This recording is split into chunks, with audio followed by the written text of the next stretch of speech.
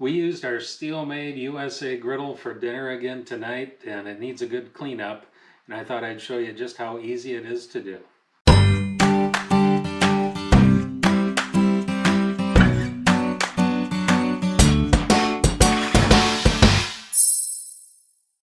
Welcome to another video on Randy Reviews.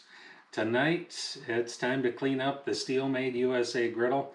I've had a lot of comments, people asking how to do it, how hard is it, and all those things, so I thought this would be a great opportunity to show you just how simple it is to do. This is actually going to be two parts.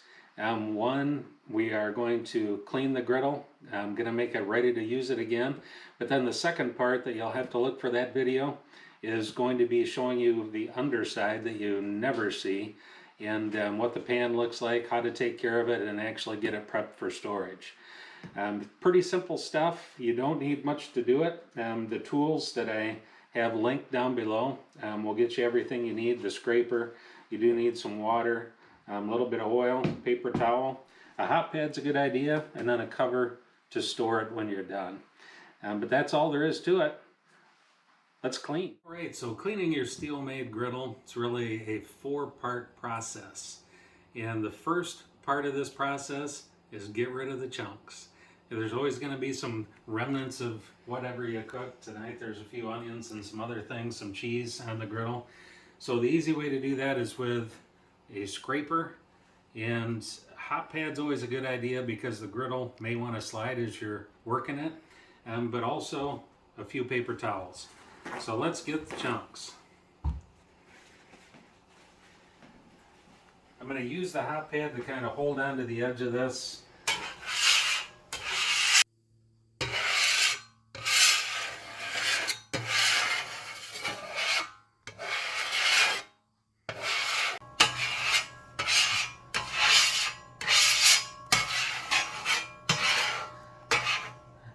And then with your paper towel, just kind of helping you out, just put that on the scraper, put that in the trash rather than in the little bin below. It just makes it a whole lot cleaner cleaning operation. How's that? All right, so now that we've gotten rid of the chunks, it's time for step number 2, which is steam and scrape. And for this, you're going to need a little bit of water. Be very careful when you're doing this because it does create steam and it is hot. So use caution not to burn yourself. But essentially what you're going to do, just take a little bit of water and squirt it on here. And you can see how it's starting to steam up. That's going to loosen all of the smaller particles. They come down.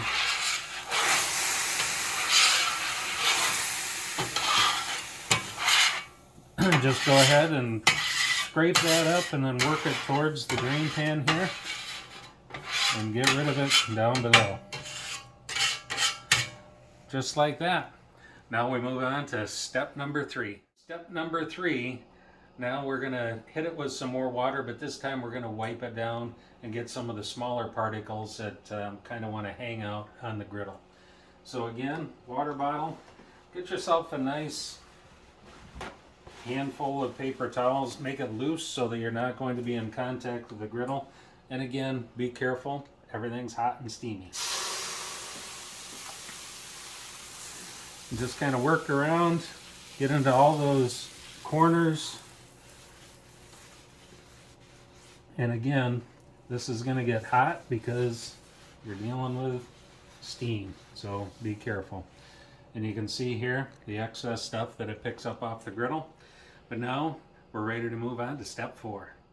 All right, so step 4, now we're going to make it shiny. A little bit of oil. I just prefer to use a good vegetable oil here. I don't want to use olive oil or something that might burn when I start heating the griddle up. Canola oil, I think this is. Peanut oil would be good, but just something to help protect it, keep it from starting to rust and things like that. So we're just going to squirt a little bit of this on. And again, with a nice bunch of paper towel. And let's just rub this in. Give it a good coat. You can also turn the heat off on your burners now because we're not going to need that to create any steam. And you can see it smoking a little bit. That's what's going to make the seasoning as it burns onto the surface of the griddle. And there you have it. One Steelmade USA griddle, cleaned and ready to use for the next time. Like I said, this is part one of a two-part series. In the next video, I'm going to show you what the underside of this looks like, what that drip pan is like, how to clean it and get it ready for storage so it's not on your stovetop all the time. So be sure to look for that video. And then again, if you like what you see, make sure to like the video, subscribe, share it, leave some comments down below, and make sure to hit that notification bell so you'll know when new stuff shows up. Thanks again. Look for video 2. Thanks for hanging out.